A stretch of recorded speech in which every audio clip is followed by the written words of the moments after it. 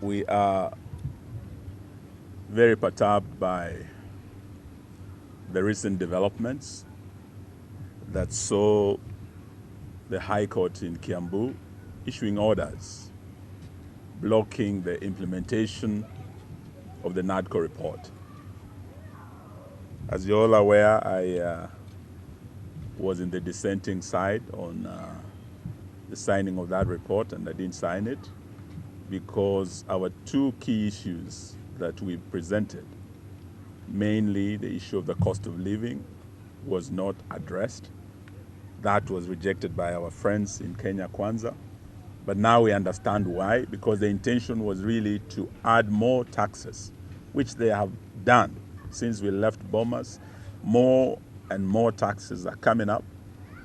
And with the budget policy statement in place, the trajectory is increment of taxes across. If we had VAT being increased from 8% to 16% on fuel in the 2023 finance bill, now that VAT is being added even on milk and bread. We had zero-rated under Uhuru Kenyatta matters touching on essential commodities, things like bread, milk, just for ordinary Kenyans, families, to have a meal, that basic breakfast meal. Now our friends are also adding VAT on that to 16%.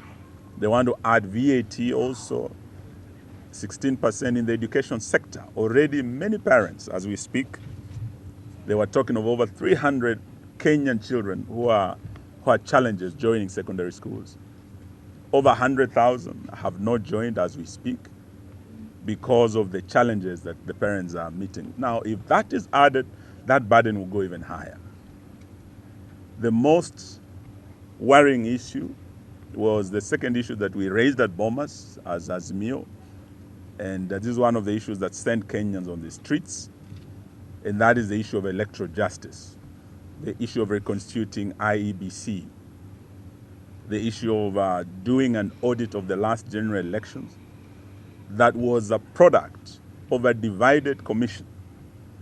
The majority of the commissioners, as they appeared before us, physically and electronically, they were still not owning the results of the 2022 general elections. We heard from them, our two sisters who were in the US, and our two brothers who came to Bomas. They said the results announced by Chebukati were not the results of the commission. Those results were Chebukati's plus a minority of the commission, who are two commissioners. Though the Supreme Court made a decision on the matter, Kenyans still wanted to know exactly what happened. And that is why it was agreed by both sides that there should be an audit of that election, not to reverse the decision of the Supreme Court, but to ensure that future elections avoid the pitfalls of the past election, to ensure that the next elections of 2027, 10th August, that my brother Kalonzo wants to run as president, I want to run as president, there are others who want to run as president. Those elections will be credible, they will be verifiable. Those concerns that have been raised need to be addressed, and an audit will be able to reveal those pitfalls so that before 2027, we have in place remedial measures to address the concerns of Kenyans. That is what was agreed. And I do recall when we went to Kitui, we went to mourn our friend's brother-in-law in Kitui. We were very clear then that for my colleagues, and I really respect the decision they made, who said that though Kenya Kwanza refused the issue of cost of living and want to add taxes, we'll deal with that issue later. It's the next phase of our struggle, as my brother has said, that will actually lead Kenyans back to the streets. But for the sake of the next general election, the sake of reconstituting IEBC, for the sake of ensuring that the issue of delineation of boundaries, that is time-bound in our constitution, is addressed. Let us not throw out the baby with the bathwater. In Kitui, I recited a poem by Jonathan Kariara, "For grass will grow." And this parent did say to God that, God, if you're going to take away my only child, then give me strength to dig his grave, for grass will grow. And we did say to William Ruto and his Kenya Kwanza team that if they were going to cross the red line and actually interfere with the Boma's talks, the product, in terms of tampering with the electoral justice issue, which was the main issue by Azimio, apart from the issue of cost of living that was rejected, then they must be prepared for the consequences. And we said, let the good Lord give us strength, for grass will grow. Now, what has happened, we want to state here from the coast that Dr. Stephen Kalonzo Musyoka and I have been in government. We are experienced ministers. He was our 10th vice president. We know how governments work. We know how the deep state works. We know how the system works. We can see the fingerprints of the deep state, of the system, on this legal roadblock that has been placed in the way of the implementation of the Bomas document. And we do know that already signs have become clear in Parliament. The way the Nadco report is being processed through the Justice and Legal Affairs Committee of the House, JLAC, we do know that there have been deliberate delaying tactics on the part of our Kenya Kwanza friends. We have some of our colleagues, like the senior counsel, Otienda Amolo, who have been expressed their frustrations through what is happening in that committee. They have called meetings, their colleagues have skipped meetings so that they don't process that report. So the strategy is to delay implementation in Parliament, and the ultimate strategy now is to derail the implementation of the Nadco report through the courts. And we believe this is state-instigated litigation, state-sponsored litigation to derail this process. And we are saying today that as Azimio, we will not accept these tactics. I always believe that when our colleagues came to Bomas, they did not come with clean hands to the dialogue table. They came with dangerous cards hidden under the table. And I believe they have started playing those dangerous cards in Parliament through delay and in courts through derailment that is now happening. They did not have goodwill at the beginning of this process. In fact, they did not have goodwill during this process. And I must congratulate our team leader, Kalonzo Musyoka. He's a very patient man. He's a diplomat. And to South Sudan and across the world, he is a renowned diplomat. He was very patient for the sake of this country. But if those efforts are going to be thrown out through this nefarious scheme by the Kenya Kwanza government, then they better be prepared for the consequences. This is the clear message we want to give to Kenya Kwanza from this beautiful end of the world, just besides the Indian Ocean. The other issue we want to say is that the issue of corruption, endemic corruption and tribalism in this government is something that cannot go unchallenged.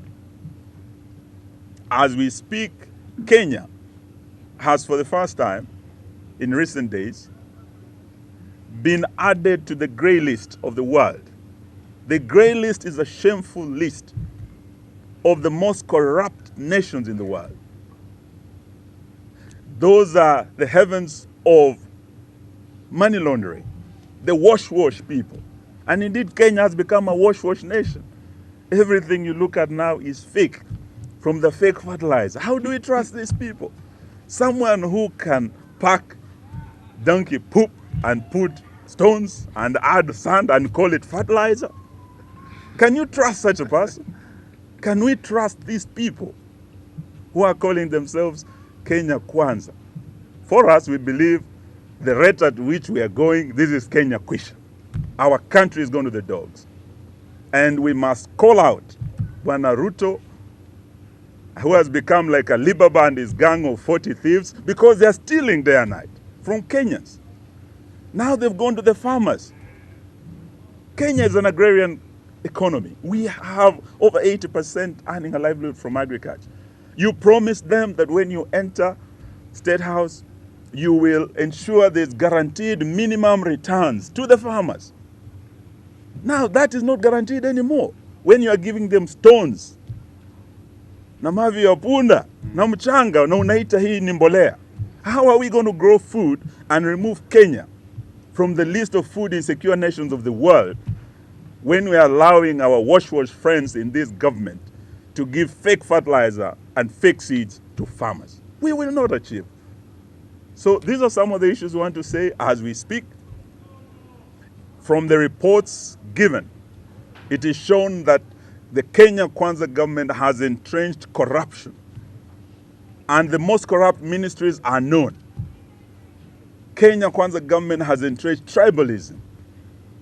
With that system of shareholding, we cannot have one or two shareholders wanajivunia kuwa wa Kenya and the rest wanavumilia kuwa wa Kenya. We cannot have this.